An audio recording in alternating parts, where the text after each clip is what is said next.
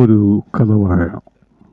കഥയുടെ പേര് സിസിലാമയെ തേടി. വീടും പരിസരവും നന്നായി നോക്കി നടത്തി ഭർത്താവിനെയും മക്കളെയും പൊന്നുപോലെ പരിചരിച്ച് ജീവിക്കുന്ന ഉത്തമയായ കുടുംബിനിയാണ് സിസിലാമ. പണം ഇടപാട് മുതൽ കുടുംബത്തിലെ എല്ലാ കാര്യങ്ങളും കൈകാര്യം ചെയ്യുന്നത് സിസിലാമയാണ്. 5 അടി ഉയരവും അതിനൊത്ത വണ്ണവും 45 വയസ്സ് ഉണ്ടെങ്കിലും കാഴ്ചയിൽ 35. മോശമല്ലാത്ത സൗന്ദര്യവും ഉള്ള സിസിലാമയുടെ ഭർത്താവ് രാജുവിന് ഇതൊന്നുമില്ല. അധ്വാനിച്ച് പണം കൊടുക്കുന്നതൊഴിച്ചാൽ സിസിലാമയുടെ നിഴൽ പറ്റി ജീവിക്കുന്ന ഒരു സാധു മനുഷ്യൻ. രാജു എല്ലാ ജോലികളും ചെയ്യും. എന്നാലും പ്രധാന ജോലി റബ്ബർ ടാപ്പിംഗ് ആണ്. സ്വന്തം ചിലവുകൾ ചുരുക്കി പണം ഭാര്യയുടെ കയ്യിൽ ഏൽപ്പിച്ചു കഴിഞ്ഞാൽ രാജു സമാധാനമായി ഉറങ്ങും. പിന്നെയുള്ള കാര്യങ്ങളെല്ലാം സിസിലാമയുടെ ചുമലിലാണ്. കൂടാതെ ആടും കോഴിയും വളർത്തി സിസിലാമയും വരുമാനം ഉണ്ടാക്കുന്നുണ്ട്. വീട്ടാവശ്യത്തിനുള്ള പച്ചക്കറികൾ ഭൂരിഭാഗവും സിസിലാമ നട്ടു വളർത്തി ഉണ്ടാക്കും. ആ പണവും മിച്ചമാണ്. അനാവശ്യമായി പണം ചിലവാക്കില്ല. അതിനാൽ സിസിലാമയുടെ കൈവശം നല്ലൊരു സമ്പാദ്യമാണ്. അവർക്ക് 2 ആൺമക്കളാണ്. മൂത്തവൻ രഞ്ജു 25 വയസ്സ്, ഇളയവൻ ലിഞ്ചു 23 വയസ്സ്. ഇരുവരും ജോലിക്കാരാണ്. മൂത്തവന് രഞ്ജു എല്ലാ പണികൾക്കും പോകും.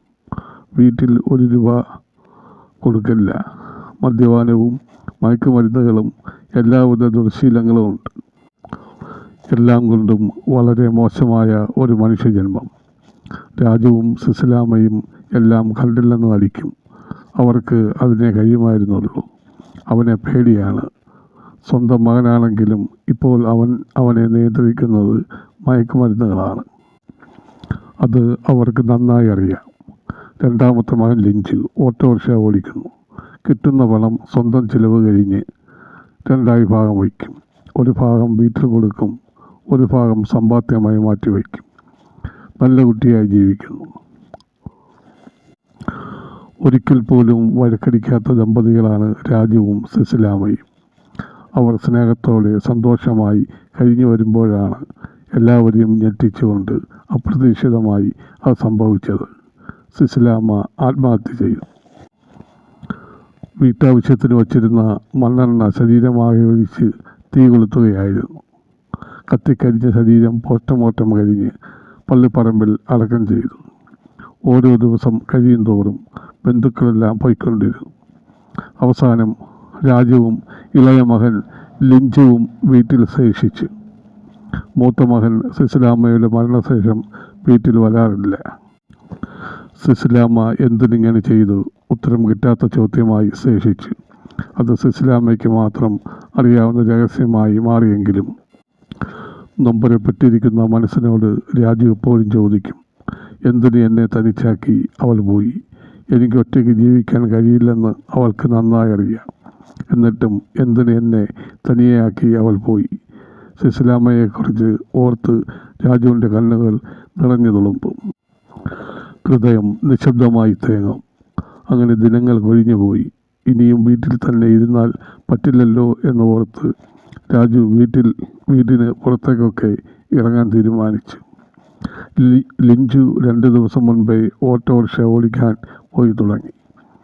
രാജു ധരിച്ചിരുന്ന ഷർട്ട് മുഷിഞ്ഞതിനാൽ വേറൊരു ഷർട്ട് എടുത്ത് ധരിച്ചു. ഷർട്ടിൻ്റെ പോക്കറ്റിൽ കൈയിട്ടപ്പോൾ എന്തോ കയ്യിൽ തടഞ്ഞു. 4 മടക്കിയ ഒരു ഷീറ്റ് പേപ്പർ. അതിലെ എഴുത്തിന് സിസിലാമയുടെ കൈയക്ഷരം. പെട്ടെന്ന് തന്നെ പേപ്പർ നിവർത്തി രാജു ആ കത്ത് വായിച്ചു. ഇച്ചായ, ഞാൻ തനിയെ പോകുന്നതിൽ എന്നോട് ക്ഷമിക്കണം.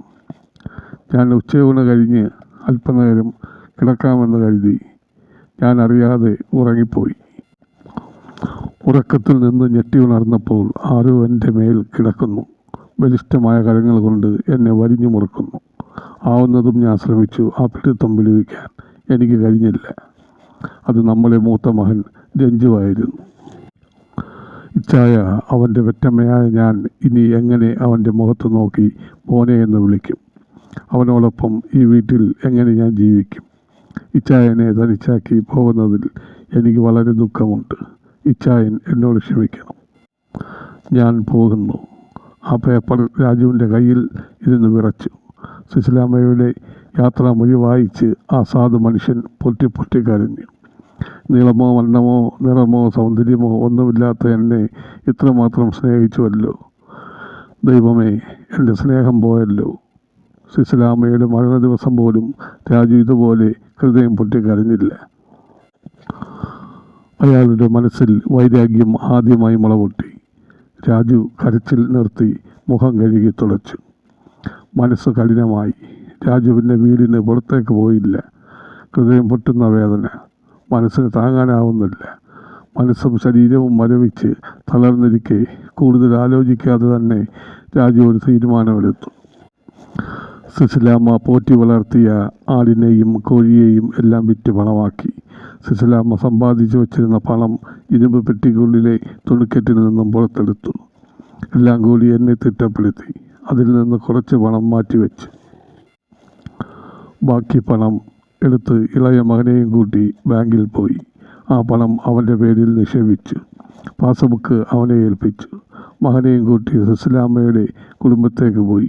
സുശീലാമ്മയുടെ അപ്പനും അമ്മയും സഹോദരനും ഭാര്യയും അവരെ സന്തോഷത്തോടെ സ്വീകരിച്ചു. അന്നു രാത്രി അവർ അവിടെ താമസിച്ചു. രാജു മാറ്റിവെച്ചിരുന്ന പണം എടുത്ത് എല്ലാവരും കാണത്തക്ക വിധം അളിയനെ ഏൽപ്പിച്ചു. എനിക്ക് ഒരാവശ്യം ഉണ്ട്, അപ്പോൾ തരണം. ഞാൻ രാവിലെ പോകും. ഇവൻ കുറച്ച് ദിവസം ഇവിടെ നിൽക്കട്ടെ. എനിക്ക് ഒരു യാത്രയുണ്ട്. രാജു രാവിലെ തന്നെ മടങ്ങി. മകനെ കണ്ട് യാത്ര പറയാൻ നിന്നില്ല. പോകാൻ തീരുമാനിച്ച യാത്രയ്ക്ക് ഭംഗം സംഭവിച്ചാലോ? വീട്ടിൽ എത്താൻ മനസ്സ് വെമ്പൽ കൊള്ളുന്നു. ലിഞ്ചു അവൻ ജീവിക്കാൻ പ്രാപ്തനായി. ബാക്കി അവർ നോക്കിക്കൊള്ളും. മൂത്ത മകനെ രാജു ഓർത്തതുകൂടിയില്ല. വീട്ടിലെത്തിയ രാജുവിൻ്റെ മനസ്സിൽ എന്തോ ഒരു വെപ്രാളം. പെട്ടെന്ന് പോകാൻ മനസ്സിലിരുന്ന് ആരോ ധൃതി കൂട്ടുന്നു. ആത്മാവും മനസ്സും ശരീരവും തമ്മിൽ യാത്ര പറയുന്നതായി രാജുവിന് തോന്നി. ഒന്നായിരുന്നവർ മൂന്നായി പിരിയാൻ പോകുന്നു. നേരത്തെ കരുതി വച്ചിരുന്ന കയർ എടുത്ത് വീടിൻ്റെ പിന്നിലുള്ള മാവിൻ്റെ കൊമ്പിൽ കെട്ടിയ കയറിൽ രാജുവിൻ്റെ ശരീരം ആടിപ്പിളഞ്ഞു. മെല്ലെ ആട്ടം നിലച്ചു. ചലനമറ്റു. മാങ്കൊമ്പിൽ കെട്ടിയ കയറിൽ തൂങ്ങി നിന്നു. ശരീരം മണ്ണിലേക്കും മനസ്സ് മനുഷ്യന് അറിവില്ലാത്ത ലോകത്തേക്കും പോയി. ആത്മാവ് സുശീലാമ്മയെ തേടിപ്പോയി. സുശീലാമ്മ പോയ ലോകത്തേക്ക് പോയി. സുശീലാമ്മയെ തേടി. ശുഭം.